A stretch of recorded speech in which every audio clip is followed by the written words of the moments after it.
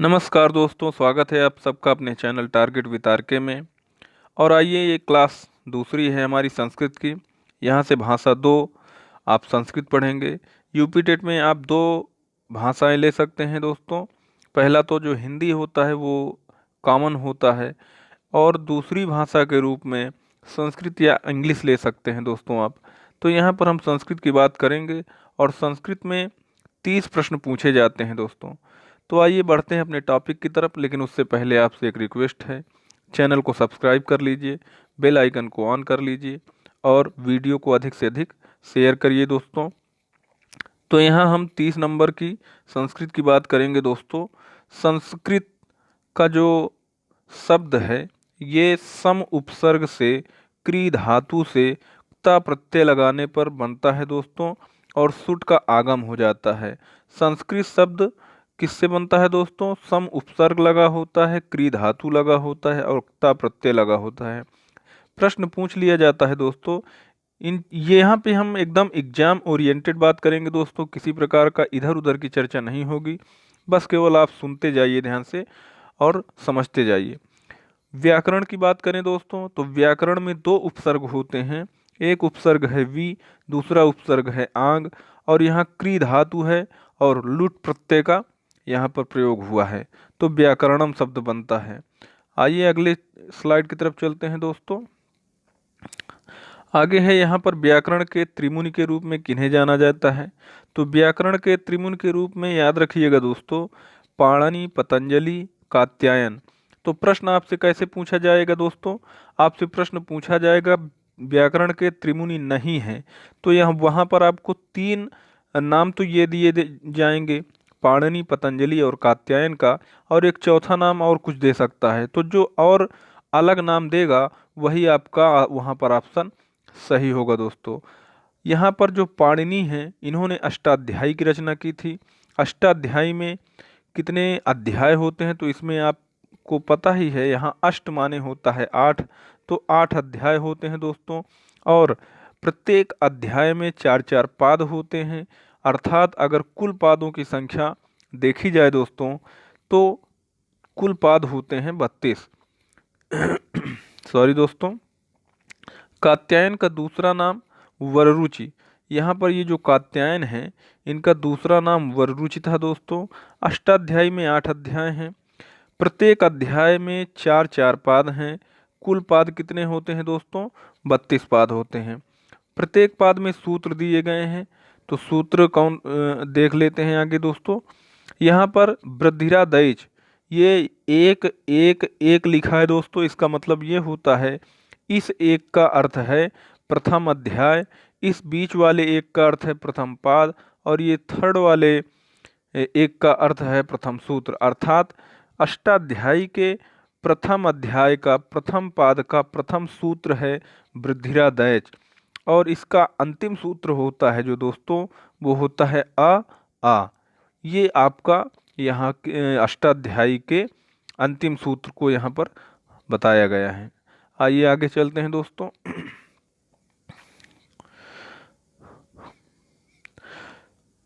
अष्टाध्यायी में कुल 3978 सूत्र हैं दोस्तों।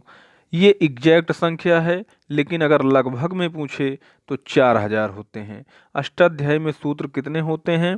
तो अगर एग्जैक्ट संख्या होगी तो 3978 सूत्र, लेकिन अगर लगभग पूछता है तो 4000 सूत्र होते हैं। कात्यायन ने अष्टाध्यायी के सूत्रों पर वार्तिक लिखा, इसलिए कात्यायन को क्या कहा जाता है? वार्तिककार कहा जाता है। पतंजलि ने अष्टाध्यायी के सूत्रों पर महाभाष्य लिखा दोस्तों। इनका ग्रंथ है महाभाष्य, इनको महाभाष्यकार कहा जाता है। अष्टाध्यायी पंचांग व्याकरण जो कि पाणिनि ने लिखा है, तो इसको 5 भागों में बांटा गया है दोस्तों। पहला है सूत्र पाठ, दूसरा है धातु पाठ, तीसरा है उड़ादिक पाठ, चौथा है गण पाठ, पांचवा है लिंगानुशासन। तो ये दोस्तों अष्टाध्यायी पंचांग व्याकरण है। आइए आगे की ओर चलते हैं। आगे दोस्तों है माहेश्वर सूत्र। इसे प्रत्याहार सूत्र भी कहा जाता है, शिव सूत्र भी कहा जाता है, या चतुर्दश सूत्र भी कहते हैं। चतुर्दश सूत्र भी कहा जाता है दोस्तों। तो यहाँ पर जो ये माहेश्वर सूत्र दिए गए हैं ये कितने होते हैं? 14 माहेश्वर सूत्र होते हैं। पिछले यूपी टेट की परीक्षा में पूछा गया था कि माहेश्वर सूत्रों की संख्या कितनी होती है, और वहाँ पर दोस्तों अष्टाध्यायी में कितने अध्याय होते हैं ये प्रश्न भी आ चुका है, तो इनको आप जरूर याद रखेंगे दोस्तों। तो माहेश्वर सूत्रों की जो संख्या होती है 14 होती है। आ ई उड़, री ऋक, ए ओंग, ऐ औच, ह य व रट, लण इय मंगण नम, झ भ ई, घ ढ धस, जब गड दस, खप छठत चट तव, कपय सक्सर हल। तो ये 14 सूत्रों को आप याद रखिएगा। इन्हें माहेश्वर सूत्र भी कहते हैं, शिव सूत्र भी कहते हैं, प्रत्याहार सूत्र भी कहते हैं, क्योंकि इन सूत्रों से प्रत्याहार बनाया जाता है दोस्तों। प्रत्याहार 42 होते हैं इनकी संख्या। प्रत्याहारों की संख्या अगर पूछी जाती है तो 42 प्रत्याहार होते हैं दोस्तों। प्रत्याहार बनाते कैसे हैं दोस्तों? तो देखिए यहाँ पर जैसे ये आ ई उड़ है, तो यहाँ से अगर हम आ ले लें तो आ ले लेंगे दोस्तों, यहाँ लिखते हैं अलग। यहाँ से अगर आ ले लेंगे तो आ, और ये ड़ा, ये अड़ा ले लेंगे अगर यहाँ से, तो ये अण प्रत्याहार हो गया दोस्तों। अण प्रत्याहार में कितने वर्ण आते हैं? तो जहाँ पे हलंत लगा होगा दोस्तों, जैसे देखिए यहाँ पे हलंत लगा है अड़ा में, यहाँ पर हलंत का में लगा है, यहाँ अंगा में लगा है, यहाँ चा में लगा है, यहाँ टा में लगा है। तो एक सूत्र होता है हलंत्यम।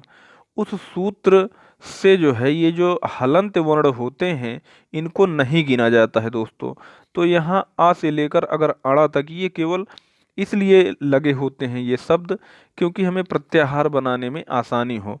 तो अगर हम अण प्रत्याहार लिखते हैं दोस्तों, तो अण प्रत्याहार में यहाँ आपको बताना है कौन कौन से वर्ण आते हैं।